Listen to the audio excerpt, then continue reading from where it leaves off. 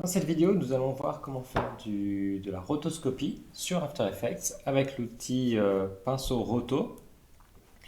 Voici l'exemple sur lequel on va travailler. Il y a de la rotoscopie, mais aussi du tracking qui correspond en fait au cours précédent et la vidéo précédente de cette playlist. Très bien, donc on va dans la composition roto qui se trouve dans le dossier 2.roto. Et puis, on va commencer notre rotoscopie. Donc, c'est-à-dire que la rotoscopie, c'est une technique qui permet d'isoler un élément par rapport au reste. Et puis là, ce qui va nous intéresser, c'est d'isoler notre skater par rapport au fond. Donc, on va dupliquer cette composition, édition, dupliquer, et puis on va renommer roto. Il faut bien être sûr, comme pour le tracking, d'être dans une résolution intégrale pour pouvoir voir le maximum de pixels avec lequel travailler. Et puis on va utiliser cet outil, l'outil Roto Pinceau, qu'on ne va pas voir en détail, mais qu'on va voir très rapidement pour obtenir ce qu'on veut. On clique sur cet outil et puis ensuite on double-clique sur notre calque pour ouvrir la fenêtre qui va nous permettre de travailler sur la rotoscopie. Donc, vous avez ce point vert qui correspond à notre pinceau, ce qu'on va ajouter, et en appuyant sur la touche Option, on va pouvoir enlever des choses, et avec la touche Commande, on va pouvoir agrandir ce pinceau. Donc on va commencer, et puis commencer à dessiner la forme. Et puis, il ne faut pas hésiter à utiliser les raccourcis, donc trackpad ou molette de la souris pour zoomer, dézoomer, et puis espace appuyé pour se déplacer, clic de la souris pour se déplacer, ou alors clic sur la molette de la souris.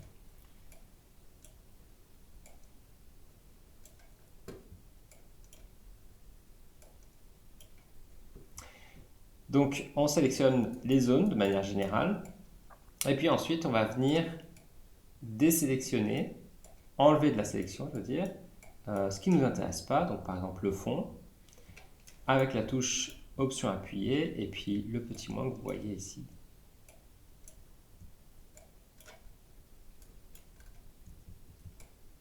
Touche Commande pour réduire notre pinceau.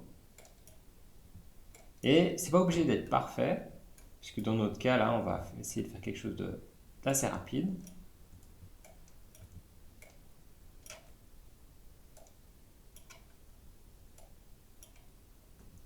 Voilà. Et puis, on va prendre aussi le skate.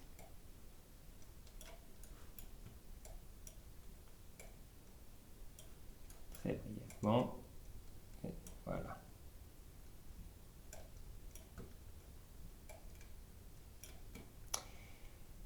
Vous voyez ici en fait une barre grise qui correspond à la zone de tracking. Nous, on ne va pas avoir besoin de traquer ce qu'il y a avant la limite de notre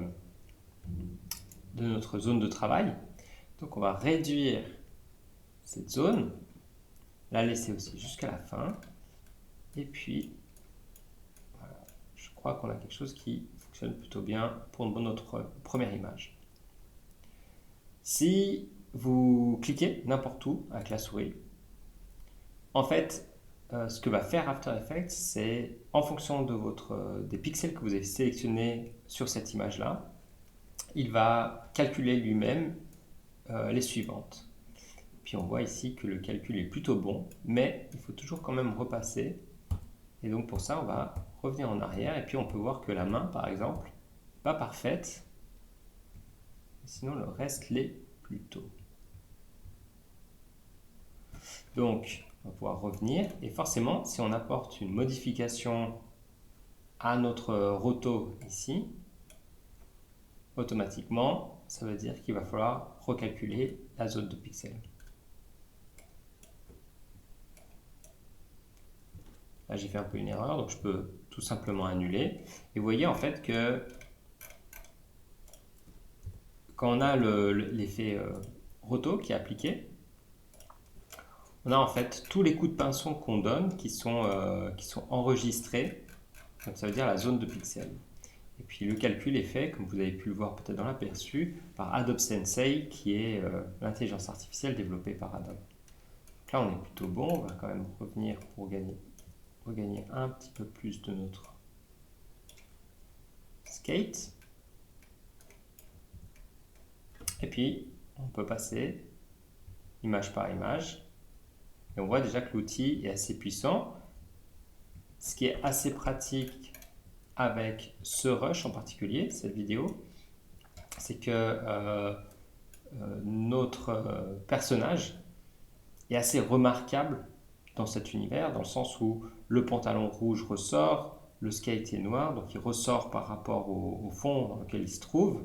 Là, on va avoir un petit peu plus de mal avec le t-shirt peut-être dans cette zone blanche, ou ici par exemple la main qui est confondue avec le reste, mais sinon on a quelque chose qui nous aide à faire une rotoscopie plutôt rapidement. Personnellement, je préfère passer image par image. On est sur une séquence qui est quand même plutôt rapide. Je vois ici par exemple que on perd un peu de notre skate en bas. Donc, je vais le rajouter. On est plutôt bon ici. Et puis, je vais passer image par image avec le raccourci commande et flèche directionnelle.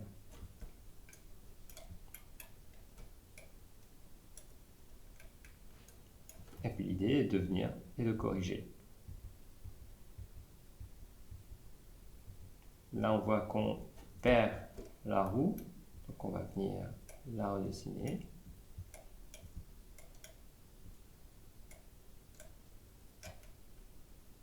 Tac, voilà.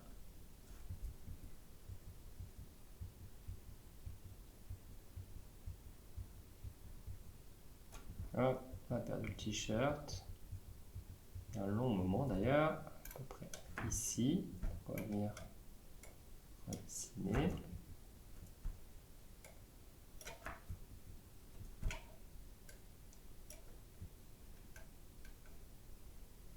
Bon.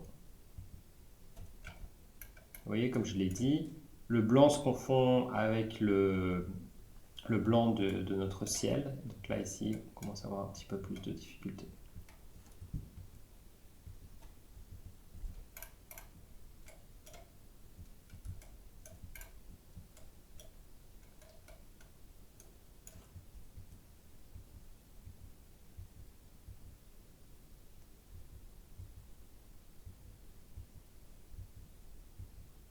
Voilà, donc c'est une technique qui peut être relativement longue en fonction du type de plan qu'on a. Là, je vois par exemple que j'ai perdu la roue ici, donc on va la rajouter.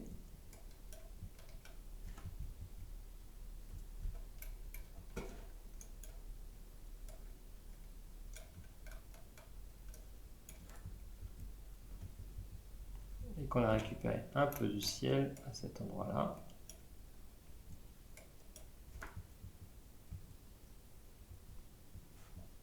Voilà, on va enlever.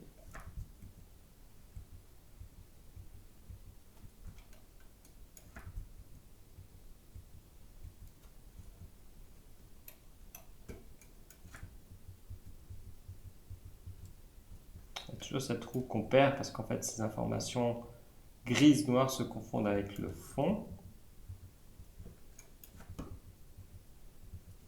Là on est bon, là on n'y est plus. Puis ensuite ça va être au niveau de détail que vous voulez apporter à votre rotoscopie. Là par exemple, pour un spectateur, il n'aurait pas le temps de voir vraiment au pixel près cette roue si ça ne fonctionne pas. Mais on va dire que pour nous, on va quand même checker que ça fonctionne. Voilà, là ici, on a cette chose ici.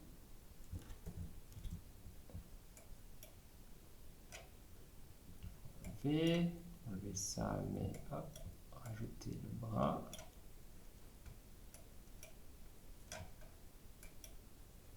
Et puis, vous pouvez aussi toujours annuler ce qu'il y a un petit peu autour de notre personnage. Des fois, ça permet d'affiner aussi notre sélection et notre rotoscopie.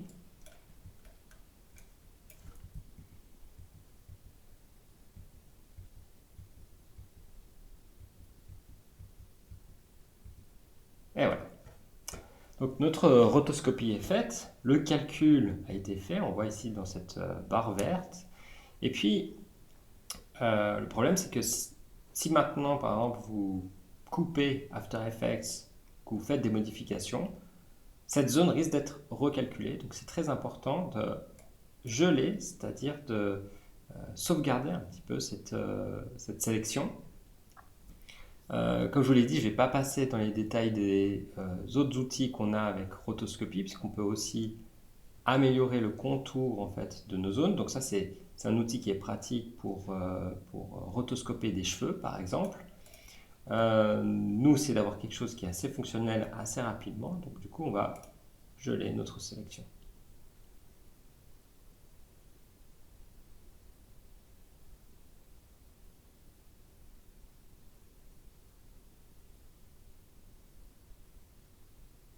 Et voilà. Maintenant, on va pouvoir revenir dans notre composition. Et puis, si on isole ce plan roto, on va voir que on a notre personnage qui est isolé. Et puis, on va pouvoir utiliser différentes informations, telles que le flou de mouvement, mais on va pouvoir affiner ça plus tard. Ce qu'on va faire, c'est qu'on va déjà précomposer ce calque. Calque, précomposition, et on va l'appeler auto-comp. On va transférer tous les attributs. OK. Et puis, on va faire cet effet où à peu près toutes les... moi, je l'avais fait toutes les 5 images, mais on va faire toutes les 10 images. On a en fait une capture qui est faite de notre skater. Donc, on va d'abord, dans un premier temps, dupliquer notre composition. Et on va l'appeler ici... Non, on va d'abord, annuler, renommer, l'appeler auto-1. Le dupliquer, le placer et sélectionner le 1. Et puis, ce qu'on voudrait, c'est que notre vidéo, auto 1, soit fixe. C'est-à-dire qu'on ait comme un snapshot en fait, de ce moment-là. Donc, ce qu'on va faire, c'est qu'on va aller faire un clic droit sur notre calque, aller dans Temps, et on a différentes options, comme le remappage temporel qu'on a vu dans le cours sur les boucles, inverser le calque qui permet d'inverser le temps, mais aussi geler l'image qui va nous permettre de créer une coupe de notre personnage. Le problème, c'est que maintenant, quand j'appuie sur lecture, notre snapshot, en fait, notre élément, notre capture, ne suit pas le mouvement de notre caméra. Donc, ce qu'il faudrait, c'est un tracking de notre zone pour pouvoir parenter notre capture de notre première image. Donc, on va aller sur le calque track et puis on va utiliser Mocha pour faire notre tracking.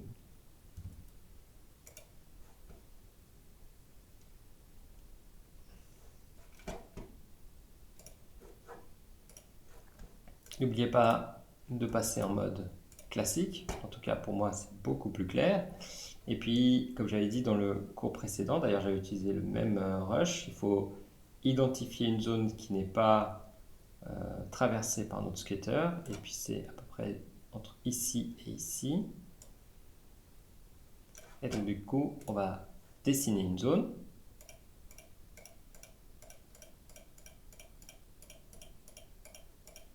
Et on va cliquer sur le clic droit, on va faire clic droit pour fermer la zone.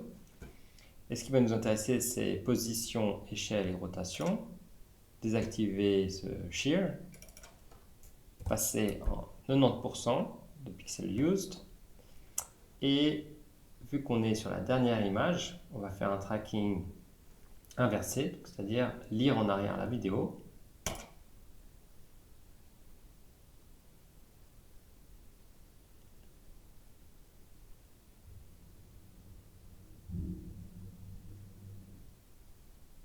Et voilà, notre tracking est fait. On va enregistrer, commande save, créer un nouvel objet nul qui va être notre track.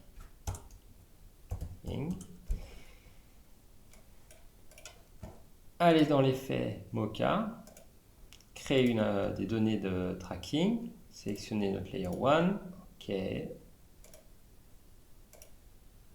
Dans les options d'export, préciser qu'on est sur la position, échelle, rotation, donc transform. Et où est-ce qu'on va enregistrer ces données? C'est sur notre objet nul tracking et on va appliquer notre effet.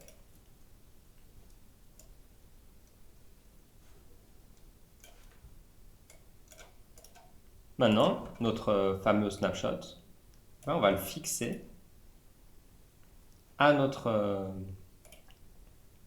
tracking pour faire en sorte qu'il reste sur place.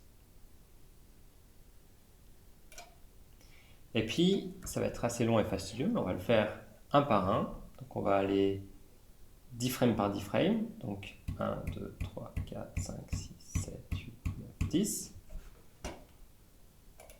On duplique. On sélectionne le roto 2. Clic droit. Temps. Geler l'image. Et puis, parenté. Et puis, on va refaire comme ça. Si vous utilisez le raccourci commande shift et flèche directionnelle vers la droite, vous allez faire des sauts de 10 images. Et puis on va refaire la même méthode.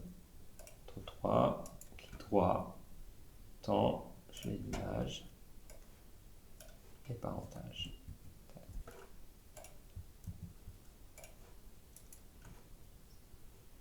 Et ainsi de suite. C'est important de faire le tracking les uns à la suite des autres parce qu'en fait, notre capture va se fixer par rapport à l'endroit où elle se trouve. C'est dur à expliquer, mais c'est comme ça qu'il faut faire. Donc on va faire un saut, dupliquer, geler l'image, parenter, et puis ce qu'on va faire, c'est qu'on va me mettre tracking tout en haut. N'oubliez pas que pour ouvrir le panneau parent et lien, il faut bien être sûr d'avoir ce panneau ici qui est activé. Ensuite, on va faire un saut de 10, dupliquer, geler l'image.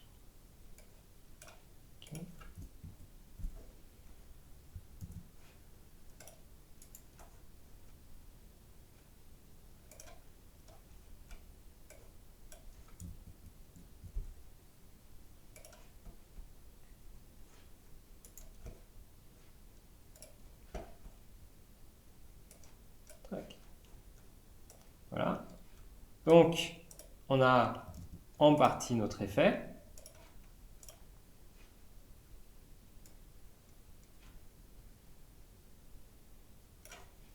Une seule chose que j'ai oublié de faire, c'est qu'il fallait garder notre rotoscopie devant tout le reste. Donc, on va réimporter notre rotocomp qu'on va passer tout en haut, qui va être notre skater, qu'on va mettre en jaune pour préciser que celui-là est un peu plus spécial que les autres.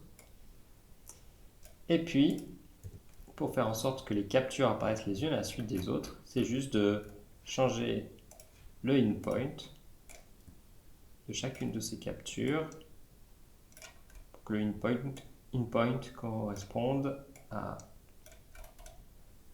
au moment où l'image a été gelée.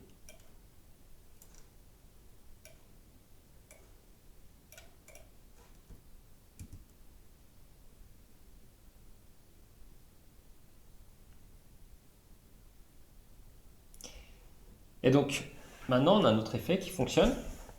Et puis, vu qu'on est sur une composition, on va toujours pouvoir venir affiner, parce que vous voyez ici qu'on a cette espèce de trait blanc. Et puis, pour pouvoir y voir quelque chose, ce qu'on va faire, c'est que sur After Effects, il est possible de bloquer en fait, des panneaux. Et puis là, on va bloquer en fait notre composition roto, ouvrir notre composition avec notre tracking. Et puis, venir appliquer un effet. On va appliquer un flou de mouvement et décontaminer les contours.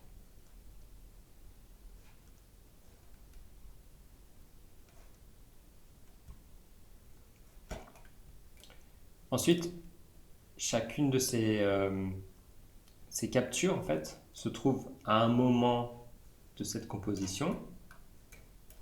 Donc rien n'empêche de venir par exemple créer un fond et puis déterminer que son cache c'est roto, utiliser l'effet remplir et puis venir changer la couleur. Par exemple, pour passer du blanc au noir ou en utilisant aussi cette application où on va créer un dégradé.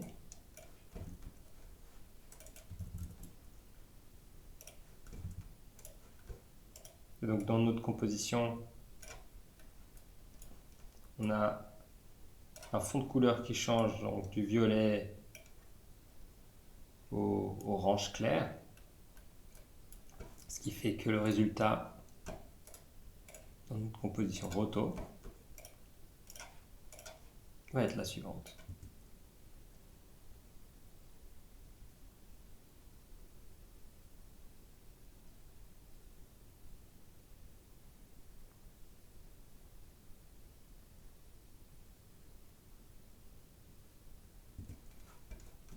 Après, on peut toujours aller un petit peu plus loin en dupliquant cette composition roto et supprimer ce calque de forme, reprendre celui qui est roto ici, et puis faire en sorte que toutes les captures, sauf notre skater qui a été rotoscopé, soient remplacées par cette composition qui a toutes nos couleurs.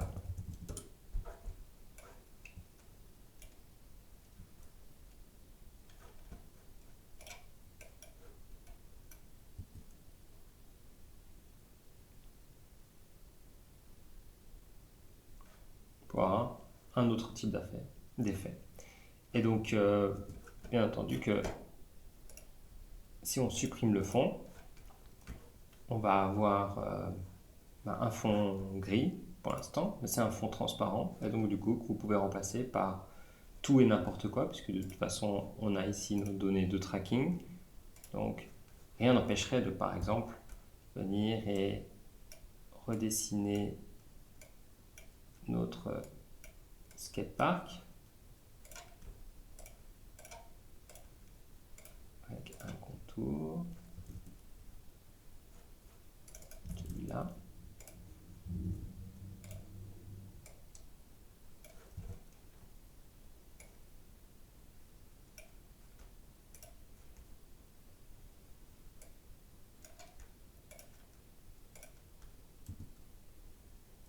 Voilà. Quelque chose que j'ai oublié, c'était sélectionner notre calque de forme et puis de le parenter à notre tracking. Sur ce calque de forme.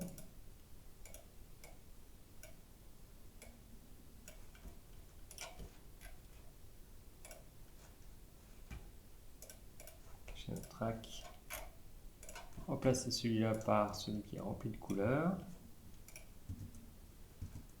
Et puis, hop, avoir par exemple un fond blanc, histoire de voir quelque chose.